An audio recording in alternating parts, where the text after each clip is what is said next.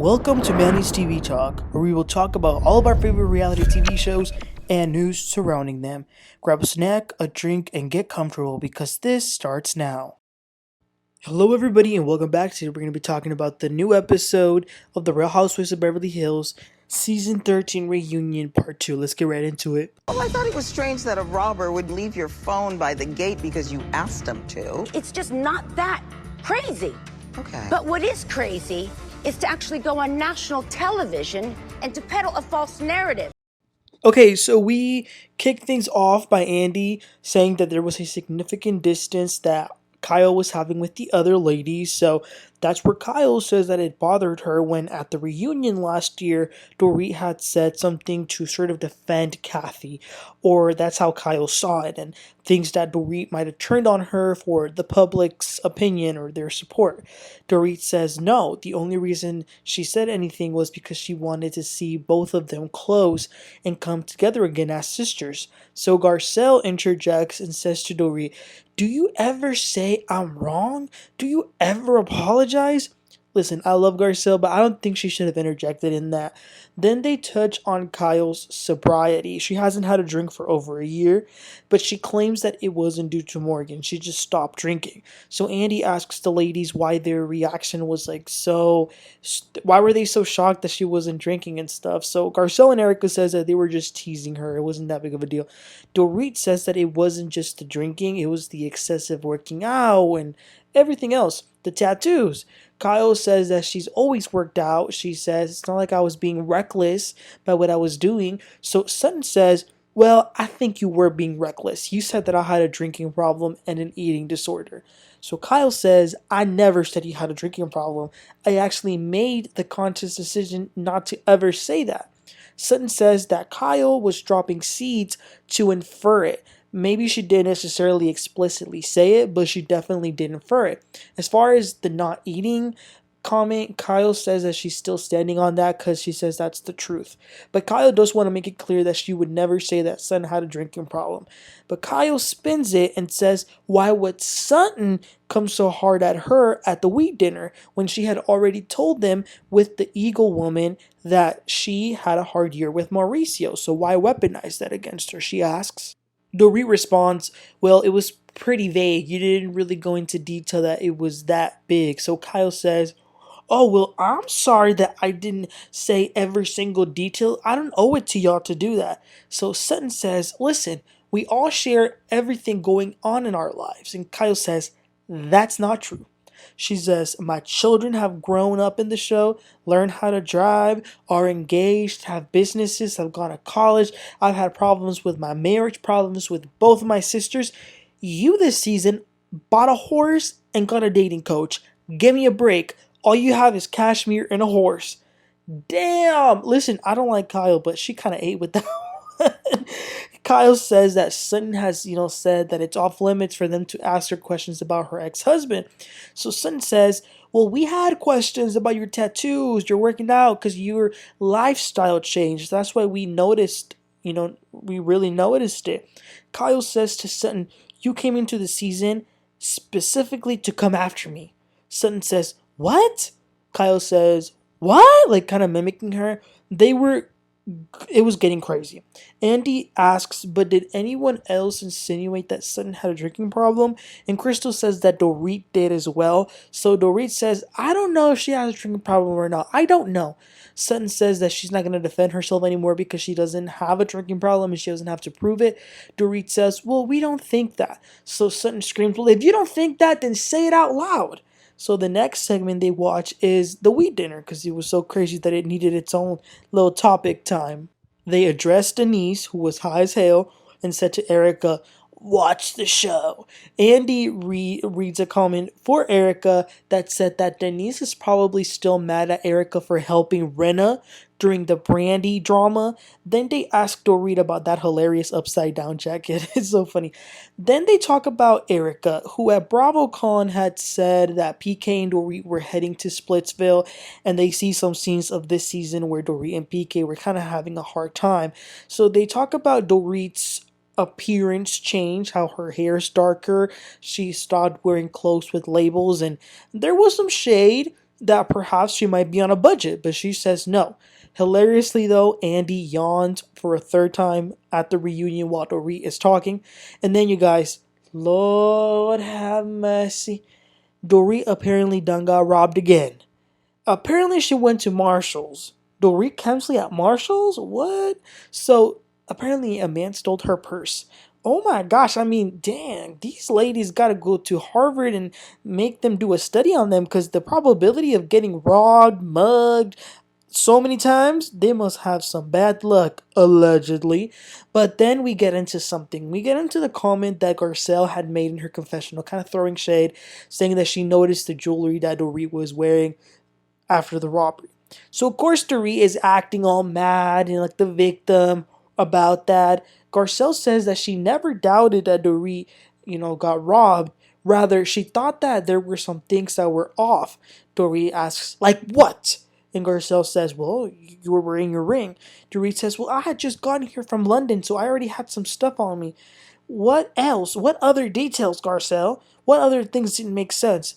Garcelle says, well, I think it was pretty odd that they left your phone not in the gate. I mean, that's weird. So Dorit goes off. I had a gun to my head. I was almost killed. I begged them for my life. And then I asked them to leave the phone. Garcelle still thinks that it's pretty rare for someone to do all that and still leave the phone. All of them did sort of jump on her and say that it is possible. It could be possible. Dorit says to Garcelle, what is dangerous is that you got on a national platform to peddle a false narrative. Garcelle says, it's just my opinion. It doesn't change your world in any way. Dorit says, actually it does. And you not realizing that says a lot about you, Garcelle.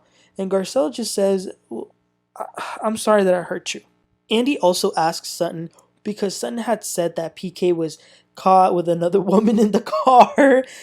Sutton says, well, I heard it through the street. That's what the streets were saying. And then Erika, Dorit, and Kyle sort of team up and they're asking, what streets? What streets are you running? They were coming at her neck. But Sutton says, I was not being serious. And at the end of the day, I got a spanking by PK on social media anyway. She says that Dorit says that she doesn't have a prenup with PK. They also chatted about the women and how they should handle their prenups and important documents with their spouses. But Dorit says that she and PK are better than ever. Although Andy did mention that Julia Roberts, the actual pretty woman, didn't think PJ's idea was reminiscent of the movie.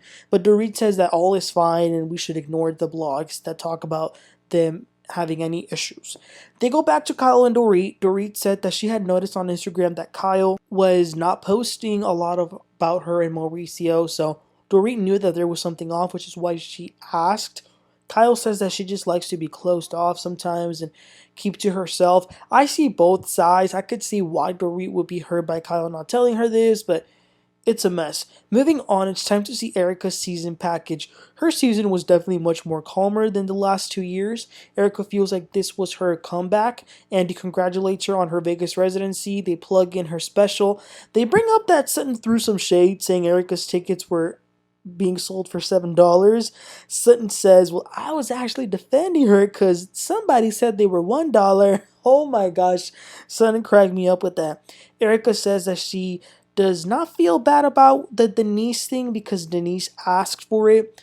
Recently, though, Erika was caught with some friend of Tom's, who we all know is Erika's new sugar daddy, but Erika claims that's her lawyer.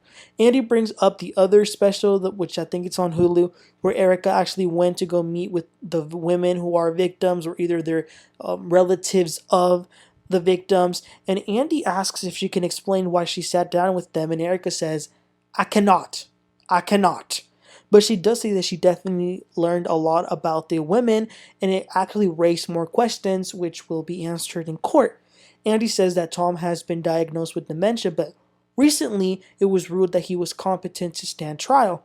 So Crystal jumps in and she says that she's very surprised by this because her dad had Alzheimer's, so she's worked with a lot of foundations and programs that deal with that. And Crystal says that if Tom really had dementia, it's almost been 4 years. She says that disease pretty much ends a person's life super quickly. So it's kind of crazy that he's still alive and well, 4 years having this disease.